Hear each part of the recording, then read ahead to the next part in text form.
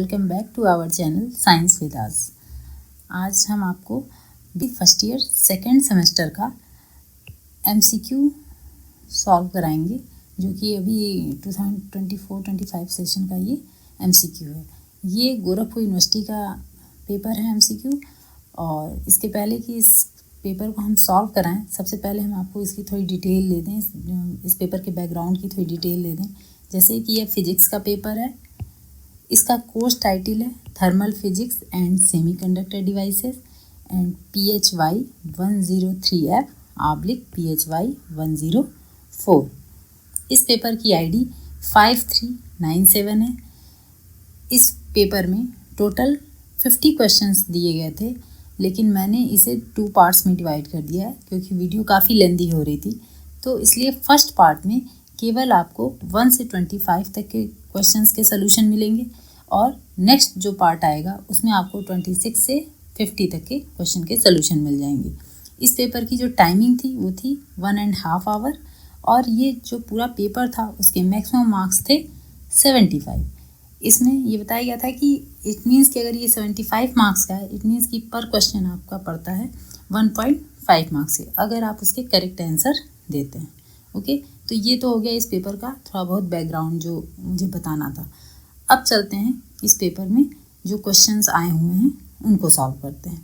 तो सबसे पहला क्वेश्चन है, Thevenin theorem replaces a complicated circuit facing a load by an. Thevenin theorem से ही क्लियर है कि ये जो क्वेश्चन है वो नेटवर्क एनालिसिस का है। तो सबसे पहले इस क्वेश्चन को सॉल्व करने के लिए हम क्या करते हैं, एक सर्किट ड्रॉ कर लेते हैं जो कि हम कॉमन सर्किट कहते हैं। तो हमारा जो कॉमन सर्किट होगा वो क्या होगा, ये मैंने एक बना दिया है कॉमन सर्किट। ठीक है, ये ऐसे, ये हमारा एक वोल्टेज हो जाएगा और ये हमने एक यहाँ बना दी। अब इसके हम नेमिंग कर देते हैं। ये इसको मान लीजिए ये R1 है, ये R2 है, ये R3 है और ये RL है और इसे क्या कहते हैं, V कहते हैं। ओके, अब अगर हम इसका इक्विवेलेंट सर्किट बनाएं तो इसका इक्विवेलेंट सर्किट क्या होगा, इसका इक्विवेलेंट सर्किट होगा जिसको हम थेवेनिन इक्विवेलेंट सर्किट भी कह सकते हैं। ये हो गया जिसको हम नेमिंग लास्ट में करते हैं,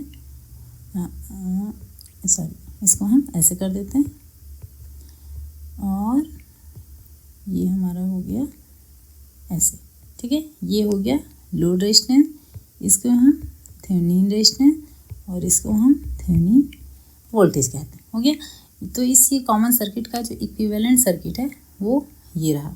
यहाँ पे पूछा है कि Thevenin theorem replaces a complicated circuit facing a load by an. तो जो थेवेनिन थ्योरम है ये कॉम्प्लिकेटेड सर्किट को रिप्लेस करता है। तो ये कैसा आता है, तो ये अगर आप ऑप्शन में चेक कीजिए तो यहाँ पे देखिए वोल्टेज सोर्स जो है वो रेजिस्टेंस के साथ सीरीज में।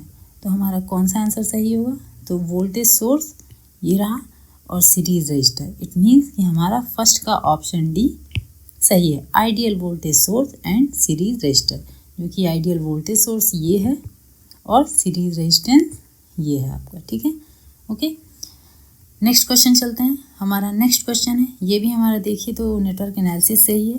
The Norton circuit is sometime called the. तो नॉर्टन सर्किट को हम समटाइम क्या कहते हैं, तो अगर हम नॉर्मल सर्किट बनाएं जैसे कि अभी हमने थेवेनिन के लिए बनाया था, तो हमारा नॉर्मल सर्किट क्या होगा, यही होगा, ऐसे बना दें। ओके, सिंपल कॉमन सर्किट जो बनाई जाती है वही मैं ड्रॉ कर रही हूँ। ये हो गया R3, RL, R2, R1 और ये हो गया V। अब यहाँ पे जब भी हम नॉर्टन करंट कैलकुलेट करते हैं, मान लीजिए इस सर्किट से हमको नॉर्टन करंट कैलकुलेट करना है, तो नॉर्टन करंट कैलकुलेट करने के लिए हमेशा जो लोड रजिस्टर है उसको हम क्या कर देते हैं, इसको हम शॉर्ट करते हैं। तो शॉर्ट करने का मतलब ये हो गया कि इसको हम क्या कहेंगे, शॉर्टेड लोड करंट। तो हमारा कौन सा ऑप्शन सही होगा इसमें, ऑप्शन नंबर ए। तो सेकंड का ऑप्शन नंबर ए सही है। ऐसे ही अगर हम थेवेनिन में देखें, यहाँ वैसे तो यहाँ पूछा नहीं है, लेकिन अगर हम थेवेनिन में देखें तो थेवेनिन वोल्टेज कैलकुलेट करने के लिए हम क्या करते हैं, यहाँ पे जो लोड रेजिस्टेंस है इसको क्या कर देते हैं, हम RL को ओपन कर देते हैं। तो ओपन करने का यहाँ पे सिस्टम होता है और नॉर्टन में क्या होता है, शॉर्ट करने का सिस्टम होता है। ओके, चलिए हम चलते हैं नेक्स्ट क्वेश्चन की ओर। तो नेक्स्ट क्वेश्चन है an n type semiconductor is. पूछा है कि एन टाइप सेमीकंडक्टर क्या होता है। तो ऑप्शन देखते हैं यहाँ, positively charge, negatively charge, electrically neutral, none of the. तो नॉर्मली ड्यू टू, अगर हम इसका आपको आंसर बताएं तो due to positive immobile ion के कारण, आयंस के कारण जो हमारा एन टाइप सेमीकंडक्टर होता है वो इलेक्ट्रिकली क्या होता है, न्यूट्रल होता है। ठीक है, वैसे अगर आप इस टॉपिक से रिलेटेड पूरा डिटेल वीडियो चाहते हैं तो आपको हमारे चैनल पे प्लेलिस्ट में जाएंगे, वहाँ पे आपको सेमीकंडक्टर से रिलेटेड जो भी हमारी प्लेलिस्ट बनी है उसमें आपको क्लियरली मैं वहाँ पे बताया गया है। ठीक है, यहाँ पे शॉर्ट में हम बता रहे हैं इसलिए हम ये सिंपल बता दिए कि due to positive immobile ion के कारण जो हमारा एन टाइप सेमीकंडक्टर होता है वो इलेक्ट्रिकली न्यूट्रल होता है। तो हमारा थर्ड का कौन सा आंसर सही होगा, थर्ड का सी आंसर सही होगा। नेक्स्ट क्वेश्चन पे चलते हैं। नेक्स्ट क्वेश्चन है हमारा है अ फोटोडायोड इज नॉर्मली। पूछा है कि फोटोडायोड नॉर्मली क्या होता है, फॉरवर्ड बायस होता है, रिवर्स बायस होता है, नाइदर फॉरवर्ड नॉर रिवर्स, या इमिटिंग लाइट होती है। तो सबसे पहले हम आपको बता दें कि फोटोडायोड होता क्या है। तो जो फोटोडायोड होता है, अगर हम इसके बारे में आपको थोड़ी सी डिटेल बताएं तो ये एक तरह का सेमीकंडक्टर डिवाइस होता है। ओके, जो कि क्या करता है, ये फोटोडायोड सेमीकंडक्टर डिवाइस होता है और ये कन्वर्ट करता है, क्या कन्वर्ट करता है, लाइट इनटू इलेक्ट्रिकल करंट और वोल्टेज में। ओके, हम ये भी कह सकते हैं कि ये फोटोडायोड जो होता है एक तरह का फोटो डिटेक्टर भी इसे कहा जाता है। ठीक है, और ये स्पेशली डिज़ाइन किया गया था डिटेक्शन ऑफ लाइट के लिए। तो डिटेक्शन ऑफ लाइट के लिए फोटोडायोड को डिज़ाइन किया जाता है, और डिटेक्शन ऑफ लाइट के लिए अगर हम किसी चीज़ को डिज़ाइन कर रहे हैं तो वो क्या होगा, रिवर्स बायस में काम करता है। ओके, तो हमारा फोर्थ का कौन सा ऑप्शन सही होगा, फोर्थ का बी ऑप्शन सही होगा। नेक्स्ट क्वेश्चन है in a PNP transistor current carrier are. पूछा है कि पीएनपी ट्रांजिस्टर में करंट कैरियर क्या होते हैं। तो सबसे पहले हम यहाँ पे आपको पीएनपी ट्रांजिस्टर ही बना देते हैं। तो पीएनपी ट्रांजिस्टर काफ़ी इजी इसका डायग्राम होता है, एक्सप्लेनेशन भी काफ़ी इजी है, लेकिन बहुत लेंथी एक्सप्लेनेशन यहाँ हम नहीं दे सकते क्योंकि ये ऑब्जेक्टिव क्वेश्चन सॉल्व कराया जा रहा है आपको। ये हो गया इमीटर, ये हो गया बेस, ये हो गया कलेक्टर, ये हो गया पी एन पी, यानी ये पी रीजन हो गया, ये एन रीजन हो गया और ये दोबारा पी रीजन हो गया। ओके, अब जो इमीटर होता है, ये इमीटर वाला जो पोर्शन, ये made up of P region. Okay, ये दिख भी रहा है, जो इमीटर वाला पोर्शन है वो पी रीजन से बना हुआ है। ठीक है, और जो ये प्रोवाइड करता है मेजॉरिटी चार्ज कैरियर, जो कि क्या होता है, होल्स होता है। मतलब कि जो पी रीजन है वो majority charge carrier, majority charge carrier कौन सा प्रोवाइड करते हैं, वो प्रोवाइड करते हैं होल्स। तो इट मीन कि पीएनपी ट्रांजिस्टर करंट कैरियर इसमें क्या हो जाएंगे, ऑप्शन नंबर डी। तो फिफ्थ का कौन सा ऑप्शन सही होगा, डी ऑप्शन सही होगा, क्योंकि यहाँ मेजॉरिटी चार्ज कैरियर होल्स होते हैं और वही कैरी करते हैं आगे। ठीक है, नेक्स्ट क्वेश्चन पे चलते हैं। तो नेक्स्ट क्वेश्चन है the value of alpha after transistor is. तो पहले तो ये जान लीजिए कि अल्फा क्या होता है। तो अल्फा को हम रिप्रेजेंट करते हैं किससे, common base current gain of BJT. ये बीजेटी का कॉमन बेस करंट गेन होता है। ठीक है, अल्फा का जो फॉर्मूला होता है वो होता है delta I C upon delta I E. Okay, अब डेल्टा आई सी क्या होता है, अगर हम ऐसे जनरल बता दें तो डेल्टा आई सी को कहते हैं हम change in collector current upon change in emitter current. अगर हम यहाँ पे लिख दें आप लोग के इजी के लिए तो इसको कहते हैं change in collector current upon change in emitter current. ठीक, with the base current held constant. इस सिचुएशन में जो बेस करंट होती है इसकी, बेस करंट वो क्या होती है, बेस करंट इज कांस्टेंट हो जाती है, ठीक है। ये अल्फ़ा का फार्मूला होता है, ठीक। और इसकी जो वैल्यू होती है, अगर इसे कैलकुलेट किया जाए तो नॉर्मली लोग इसे लर्न कर लेते हैं कि हाँ इसकी वैल्यू ये होती है, लेकिन अगर थ्योरेटिकली पढ़ा जाए तो इसकी जो वैल्यू होती है वो लेस देन क्या होती है, 1 होती है। तो हमारा 6 का कौन सा ऑप्शन सही होगा, ऑप्शन नंबर बी। और इसकी वैल्यू कहाँ से कहाँ तक वेरी करती है, तो नॉर्मली इसकी वैल्यू 0.85 टू 0.99 तक या 98 तक इसकी वैल्यू वेरी करती है। ओके, चलिए नेक्स्ट क्वेश्चन की ओर चलते हैं। हमारा नेक्स्ट क्वेश्चन है question number 7, the circuit that provide the best stabilization of operating point is. इसका नॉर्मली आंसर ही हम डायरेक्ट बता दे रहे हैं आपको। इसका आंसर है potential divider bias. It means कि हमारा 7th क्वेश्चन का आंसर क्या होगा, पोटेंशियल डिवाइडर बायस। ओके, चलिए नेक्स्ट क्वेश्चन की ओर चलते हैं। क्वेश्चन नंबर 8, तो हमारा नेक्स्ट क्वेश्चन है the temperature inversion of TI of a gas. सबसे पहले आप जान लीजिए कि टीआई होता क्या, मतलब टेम्परेचर इन्वर्जन होता क्या है।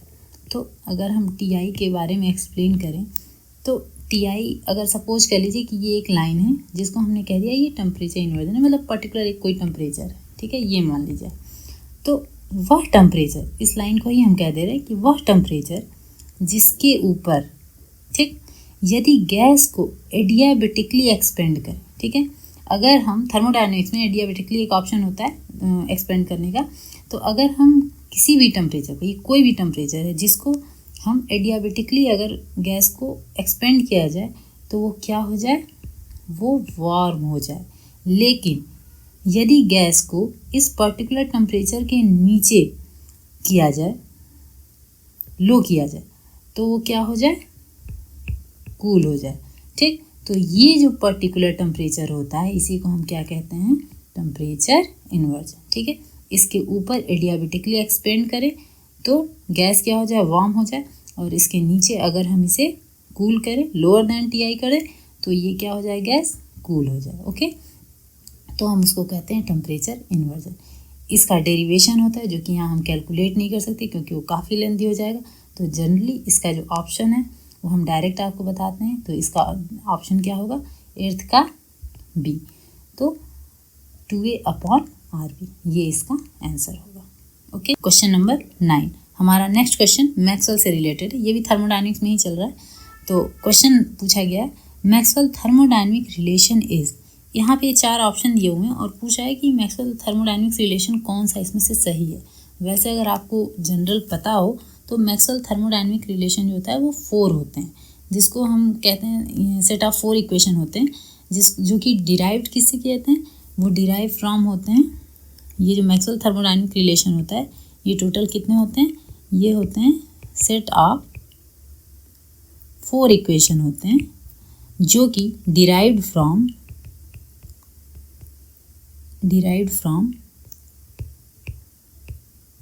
Symmetry of second order partial derivative से, okay, of thermodynamic potential. Okay, ये एक जनरल हम आपको बता दिए, ठीक। और इसके जो 4 रिलेशन होते हैं उनके नाम भी होते हैं। तो सबसे पहले या तो हम आपको रिलेशन ही बता दें कि कौन कौन से रिलेशन होते हैं ताकि आंसर भी आपको क्लियर हो जाए। तो पहला रिलेशन ही होता है del T upon del V upon bracket S equal to minus del P upon del S। उसके बाद लास्ट में हम मैच कर लेंगे कौन सा आंसर हमारा सही जा रहा है। ये पहला होता है। दूसरा क्या होता है, दूसरा होता है del T upon del P S equal to del V upon del S V। ये हमारा सेकेंड होता है। थर्ड क्या होता है, थर्ड हमारा जो होता है उसे हम कहते हैं del P upon del T V equal to del S upon del V, और ये हो गया T। ओके, और लास्ट फोर्थ जो होता है वो ऑप्शन क्या होता है, formula del V upon del T bracket में P equal to minus del S upon del P bracket में टी। ये आपके चार रिलेशन होते हैं। फर्स्ट रिलेशन को कहते हैं हम इंटरनल एनर्जी, इसको कहते हैं हम इंटरनल एनर्जी। सेकेंड को कहते हैं इंथैल्पी, थर्ड को कहते हैं हेल्महोल्ट्ज फ्री एनर्जी, और फोर्थ को कहते हैं हम गिब्स फ्री एनर्जी। अब इन चारों रिलेशन को मैच कर लेते हैं कि कौन सा इससे मैच कर रहा है। तो अगर आप ध्यान दें तो 9th का जो बी ऑप्शन है वो हमारे किसी न किसी रिलेशन से मैच कर रहा है, जो हमने अभी जस्ट लिखा है, del T upon del V bracket में S equal to minus del P upon del S bracket में वी। मतलब ये इंटरनल एनर्जी वाला जो फार्मूला होता है, फर्स्ट फार्मूला, सेम वही यहाँ पे दिया हुआ है। इसलिए हमारा 9th का कौन सा ऑप्शन सही होगा? 9th का बी ऑप्शन सही होगा। ओके, क्वेश्चन नंबर 10 पूछा है, specific heat of A saturated water vapour eight 100 degree Celsius. इसका मैं डायरेक्ट आंसर आपको बता देती हूँ क्योंकि काफ़ी ईजी होता है, इसको लोग नॉर्मली रट ही लेते हैं। तो specific heat of saturated water vapour eight 100 degree Celsius कितना होता है, क्या होता है? तो वो होता है निगेटिव। तो हमारा 10th का कौन सा ऑप्शन सही होगा? 10th का सी ऑप्शन सही होगा। ओके, हमारा नेक्स्ट क्वेश्चन है question number 11, the temperature of a gas is double then the root mean square speed become.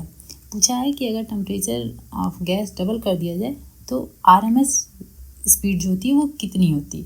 तो अगर आपने काइनेटिक थ्योरी ऑफ गैसेस को डिटेल में पढ़ा है तो वहाँ पे आपने एक फार्मूला पढ़ा होगा जो कि मैं यहाँ लिखने जा रही हूँ। वो हम पढ़ते हैं वी आर, मतलब एक छोटा सा डेरिवेशन है, V R M S equal to 3kT upon M. यहाँ पे के जो होता है वो वोल्टेज मान कांस्टेंट है, टी टेम्परेचर होता है और एम क्या होता है? Mass of a gas molecule होता है। अगर हम सपोज कर लें कि इनिशियल टेम्परेचर मेरा कितना है? T1 है। ओके, तो हमारा वी आर एम एस भी क्या हो जाएगा? ये भी 1 हो जाएगा।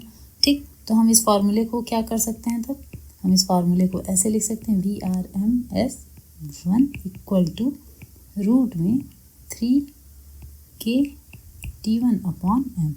अब कहा है कि अगर temperature of gas is double, temperature double कर दें तो मान लें, तो टेम्परेचर डबल करने पर मान लें टेम्परेचर क्या हो गया? T2।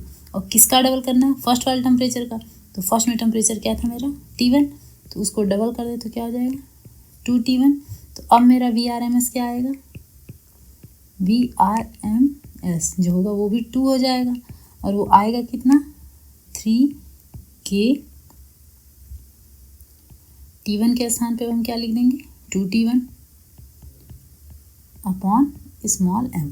ठीक, अब अगर हम इसको सिंप्लीफाई करें तो यहाँ पे इन दोनों को कंपेयर करें तो क्या होगा?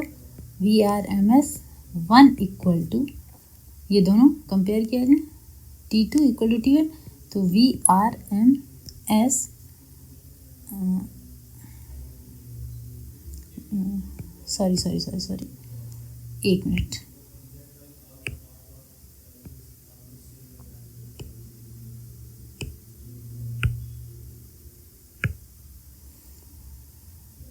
अगर हम यहाँ पे इसको सिंप्लीफाई करें तो हम क्या करेंगे? ये लिखते हैं V R M S 2 equal to 3k 2T1 upon M में 3k T1 अपॉन एन वाला जो पोर्शन है, ये 3k T1 अपॉन एम, ये इतना पोर्शन मिलके क्या हो जाएगा मेरा? वो हो जाएगा वी आर एम एस 1 लिख सकते हैं। ये टोटल है, क्या बच गया इसमें? √2। तो हमारा आंसर देखिए तो √2 टाइम्स हो जा रहा है। इट मीन्स कि √2 मतलब ये। तो हमारा 11th का कौन सा ऑप्शन सही होगा? 11th का ऑप्शन सही होगा मेरा C, the temperature of a gas double then the root mean square speed become √2 time, जो कि मैंने आपको डेरिवेशन में भी कैलकुलेट करके दिखा दी। ओके, हमारा नेक्स्ट क्वेश्चन है question number 12, what is the ratio of most probable speed and average speed in a gas enclosed in a vessel. तो यहाँ पे सबसे पहले हम 2-3 फार्मूले हैं वो लिख लें। 2-3 फार्मूले क्या? 2 फार्मूले होंगे। एक VMP, VMP क्या होता है? 2RT upon M। इसको कहते क्या हैं? ये होता है speed at which the maximum number of gas molecules is found। Okay, और अगर ऐसे V एवरेज निकालें तो वो क्या होता है उसका formula? 8RT upon pi m। तो इसको क्या लिखते हैं, इसको लिखते हैं हम, ये क्या होता है एवरेज, मतलब कि the arithmetic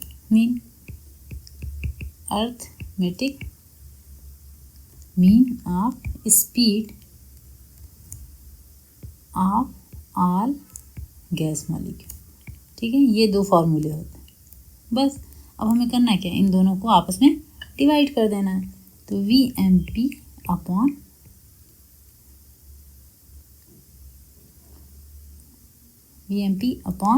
V average equal to, इसकी वैल्यू है 2RT अपॉन m, और ये डिवाइड हो रहा है तो इधर आके ये रिवर्स में आ जाता है, पाई m अपॉन 8RT। ओके, अब जो जो कटने वाला है उसको कट कर दें, m से m, t से t, r से r, 2 से 4। ध्यान दीजिए तो क्या बचा, इसमें बची है पाई और नीचे बच गया ये कट करने पे 4।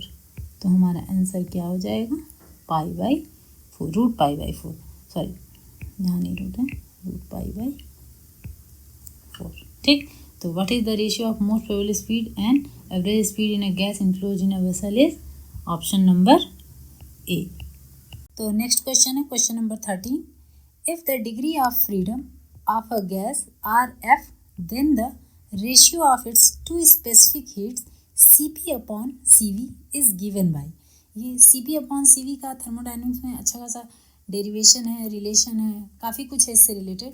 वो सब आपको हमारे चैनल्स के प्लेलिस्ट में मिल जाएगा, अगर आप एक बार भी विजिट करेंगे और हमारे चैनल को सब्सक्राइब कर लेंगे तो ओके, तो आपको नोटिफिकेशन भी मिल जाएगा। बहरहाल हम यहाँ पे चलते हैं इस क्वेश्चन के आंसर की ओर, कि यहाँ पूछा है कि two specific heat CP/CV is given by, क्या होगा, तो इसका आंसर जो है वो होगा आंसर नंबर सी। ओके, तो 13 का आंसर है हमारा ऑप्शन नंबर सी, 1 + 2/F। इसका जो डेरिवेशन है वो हमारे चैनल पे आप प्लेलिस्ट में जाके चेक कर सकते हैं। नेक्स्ट क्वेश्चन चलते हैं, क्वेश्चन नंबर 14 है, the mean free path of a gas varies with absolute temperature T as. यहाँ पूछा है कि मीन फ्री पाथ जो गैस का वो वेरी करता है, वो एब्सोल्यूट टेम्परेचर के साथ कैसे वेरी करता है, मतलब डायरेक्टली प्रोपोर्शनल होता है, इन्वर्सली प्रोपोर्शनल होता है, स्क्वायर रूट होता है या पावर 4 होता है, ये हमें इसमें बताना है। ये 4 ऑप्शन आपके दिए भी हुए हैं। तो अकॉर्डिंग टू, अगर हम आपको इसमें बताएं तो according to kinetic theory of gas जो होता है, उसमें मीन फ्री पाथ का फॉर्मूला होता है, mean free path lambda equal to K capital T upon √2 pi D square capital P। यहाँ पे अगर हम सब के बारे में आपको एक एक करके बताएं तो K को हम कहते हैं वोल्टेज मान कांस्टेंट, T हमारा होता है एब्सोल्यूट टेम्परेचर, D जो होता है वो डायमीटर ऑफ गैस मॉलिक्यूल होते हैं, जो स्मॉल मॉलिक्यूल्स होते हैं उनके बीच की डायमीटर जो होती है वो होती है, P जो होता है प्रेशर ऑफ गैस होता है। अगर हम इस इक्वेशन से को ध्यान दें तो इसमें देखिए जो लेमडा है वो डायरेक्टली प्रोपोर्शनल दिख रहा है हमें कैपिटल T के, मतलब एब्सोल्यूट टेम्परेचर के।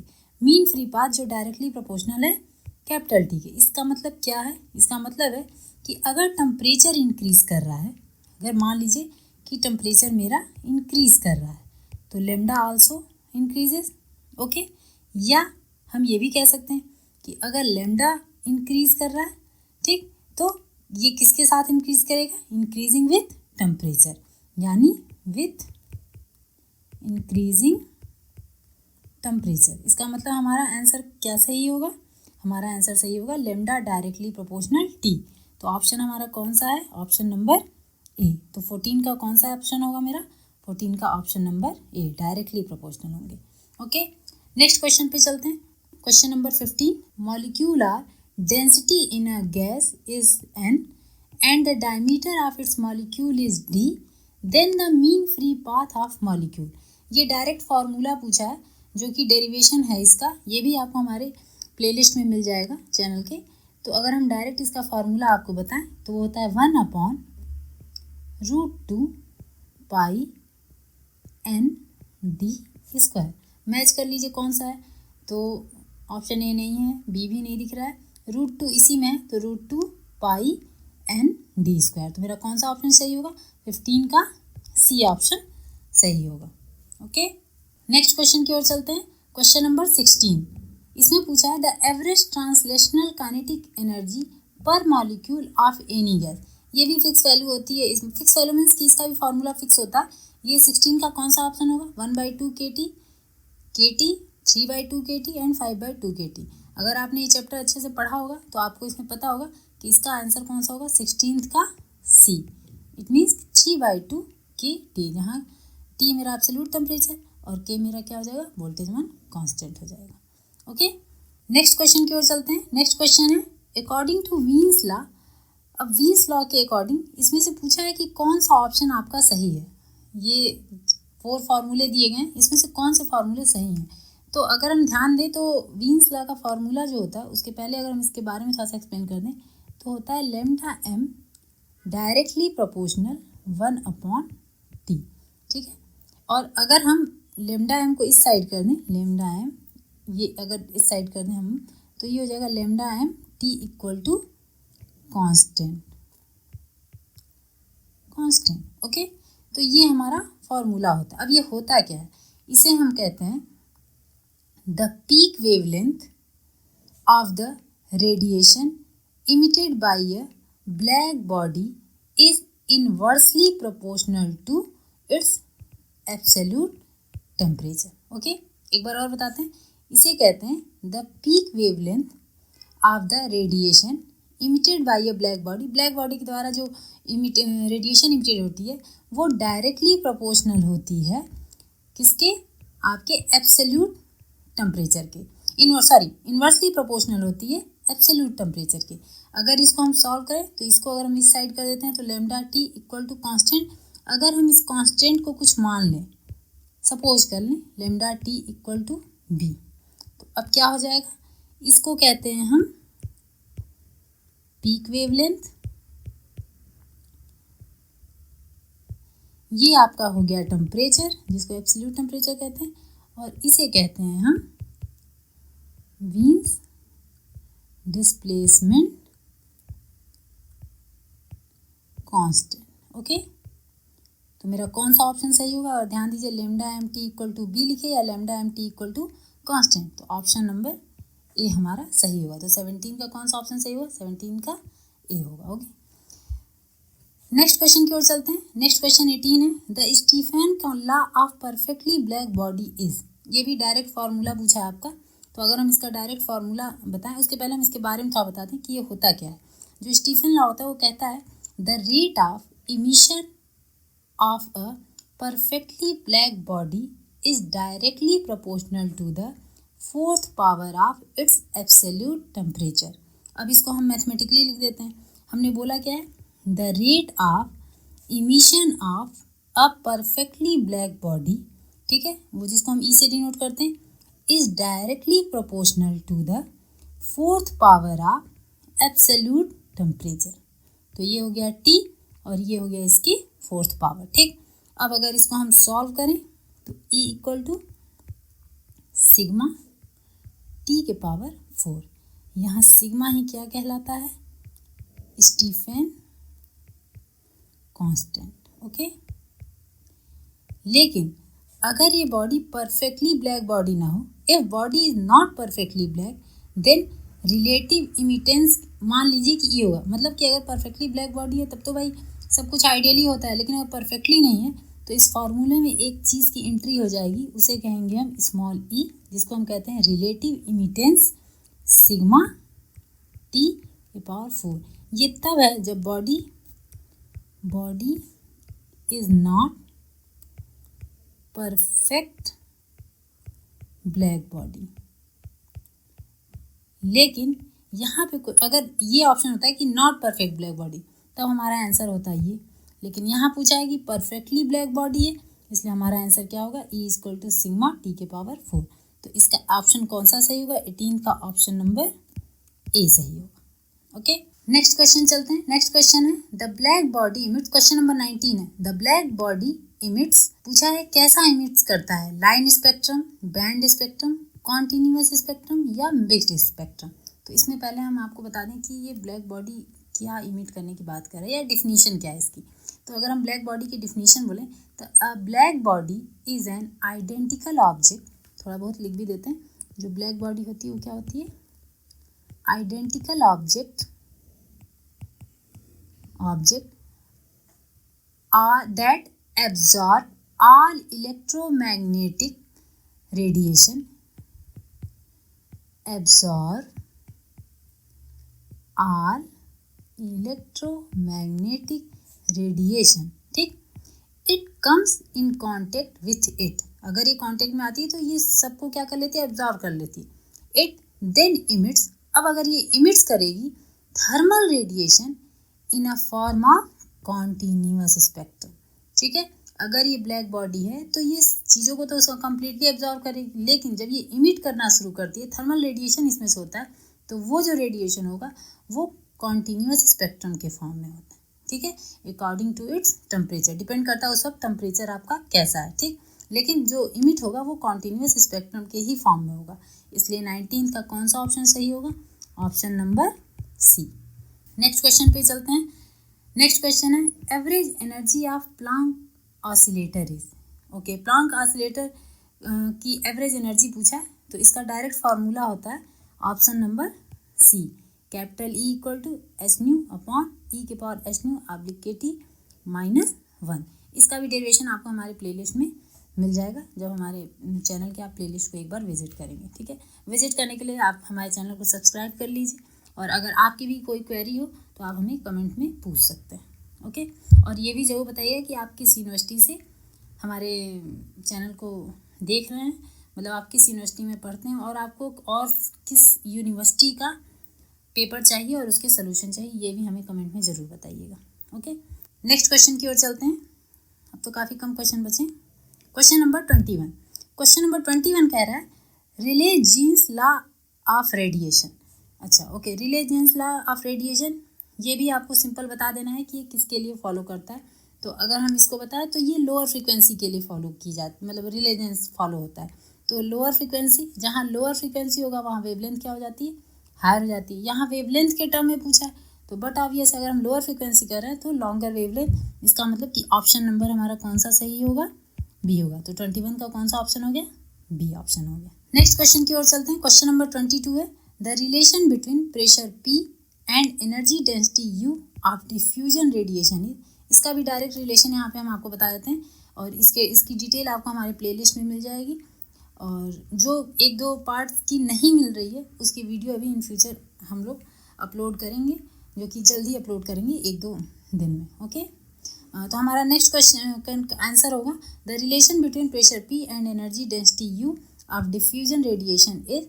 ऑप्शन नंबर कौन सा सही है इसका, option number B, P equal to U/3, okay. Next question की ओर चलते हैं। नेक्स्ट क्वेश्चन पूछा है the time constant of LR circuit has dimension of. एक दो डेरिवेशन आपको स्टेप वाइज हम बताते हैं और उसका डायरेक्ट हम फॉर्मूला निकाल देते हैं, ओके।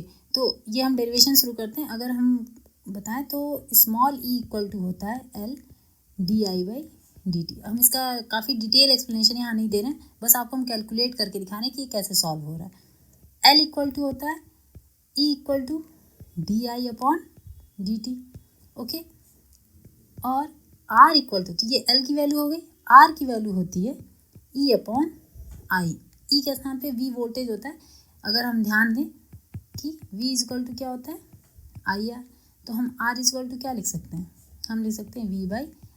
यही V के स्थान पे हमने क्या लिख दिया, E, ओके। अब ये हो गया L, ये हो गया R, ठीक। अब L/R आप कैलकुलेट कर लीजिए, तो E di यहाँ होगा, dt यहाँ होगा, ओके, क्योंकि अपॉन में जा रहा है ना, इनटू ये जस्ट अपोजिट हो जाएगा I/E, ठीक है।